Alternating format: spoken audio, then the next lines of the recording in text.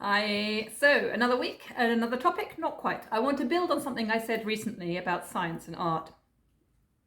Another thing that came up in a topic on one of my drawing courses at the Royal Drawing School was the dispute between Newton, the English astronomer and physicist, and Goethe, the German romantic writer and thinker.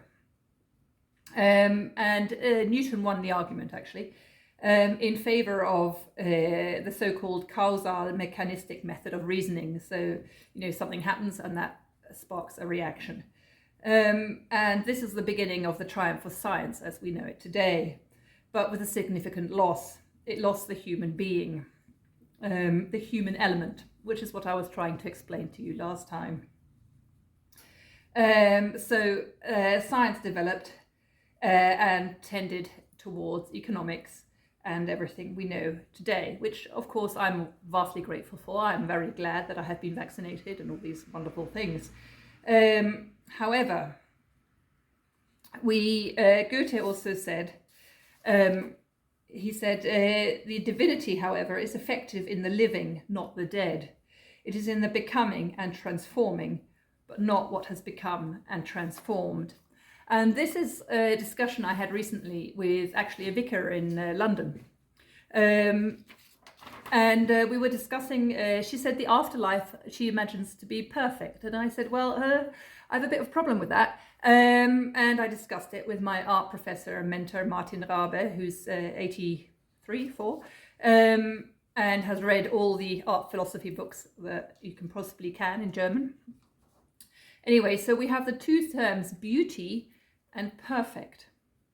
And then you have Goethe saying, only the alive, only the moving can be alive. What has become is dead. So static means it's dead, right?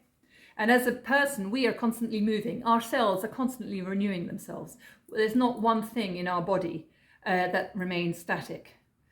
So perfect, the word perfect is actually a scientific term. It means the best result obtained from a rational action. It has no reality, it is inhuman. Maths is a method that cannot really capture reality because it has no life force. This is another thing I said in one of my 5 minutes. It's in the spiritual, like music. The perfect can't be perfect if it can be changed, because then it wouldn't be perfect anymore, right? I mean, so a work of art is open and not perfect because it is a constantly moving experience between the work of art and the recipient, i.e. you looking at the work of art, because you bring your things to that work of art and the work of art sends something back to you. There's a movement, it has to be open. This is the openness of a work of art. If it's closed, it doesn't leave a space for you to bring in your experience and yourself, your soul into that picture. A perfect work of art is dead, basically. This is why computer art I find quite often very dead, because it's so perfect. It doesn't leave space for you to bring yourself into that piece. Among other reasons, which I won't go into here, of course.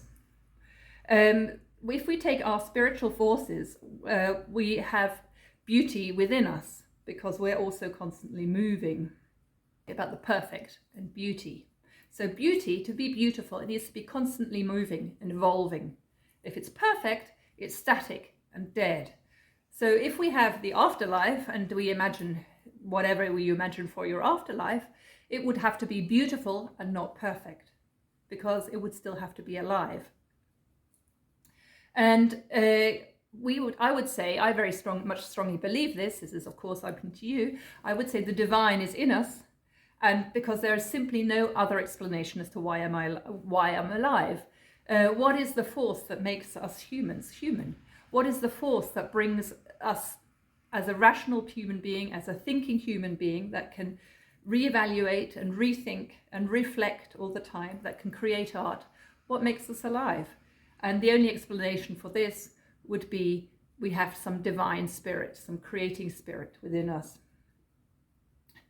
And this is not a constant, not an immobile thing, but something that is constantly moving because it's alive. So those are my thoughts today on the perfect and beauty, and why we need things that are moving, and only the moving is alive. We can't stay static. Traditions which always stay the same become dead. Traditions which are constantly moving and evolving with time are alive. There you go.